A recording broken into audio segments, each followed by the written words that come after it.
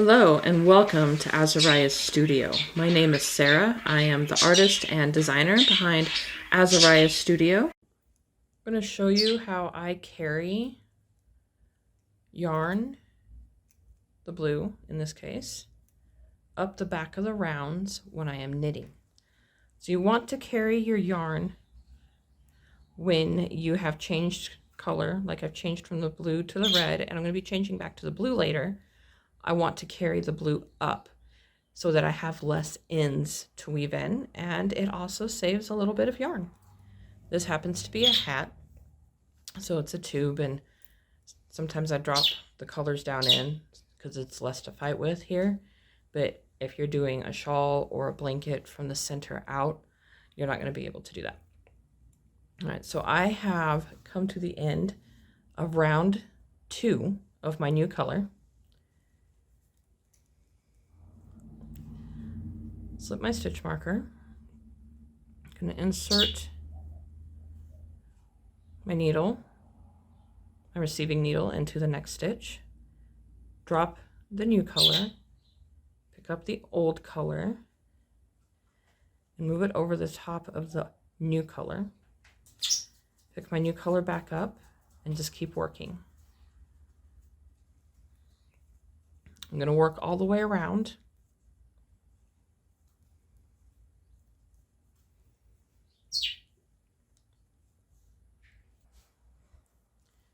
Right, I'm almost to the end of my round.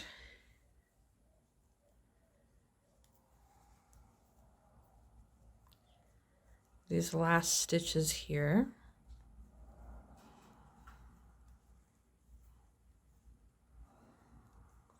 Slip the marker. And here's that blue yarn. Let's get it back in the back out of the way here, where it belongs. And you're just going to keep doing that. You can go back and forth, like I flipped it from this side to this side last time, and this time I can flip it from this side to this side. Just got to get all the yarn in the right place. There we go, just like that.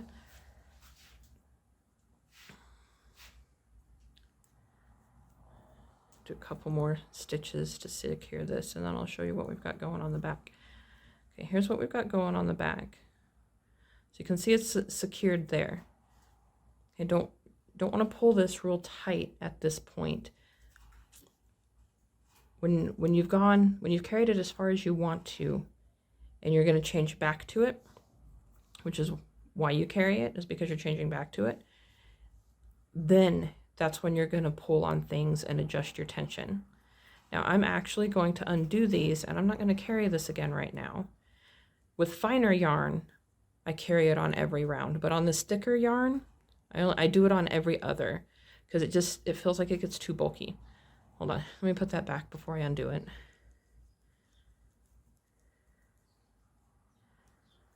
Here's what things look like on the front. You can't see where I've carried that blue yarn in the back. This guy would stay snug. This first red stitch is loose because it's the beginning. There we go. You can't see where I've carried the blue yarn on the back.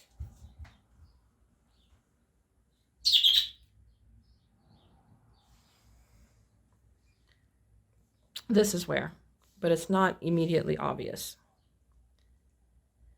If you want it less obvious, carrying it in the knit stitches will make it show less. Let me show you that one. So instead of flipping it over at this point, all right, and then insert into the third. Go ahead, move your yarn back, work that next stitch, work a couple more.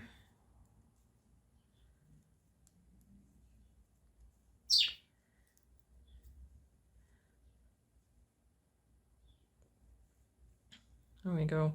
But you can sort of see it, but once it gets pulled where it's supposed to be, like up here, and it's as snug as it is supposed to be, it won't be, again, immediately obvious. So I'm going to keep carrying this yarn for 8 rounds. I am just now beginning round 4. I'm going to carry it for 8 rounds. Here's a picture of the back of what it looks like after carrying it for 8 rounds and working 1 round in blue.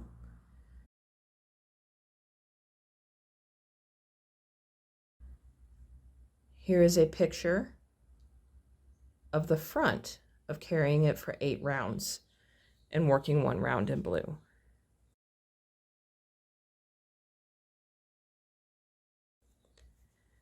So this little trick is basically just like how you do a float, one of the options for carrying a long float when you're doing color work.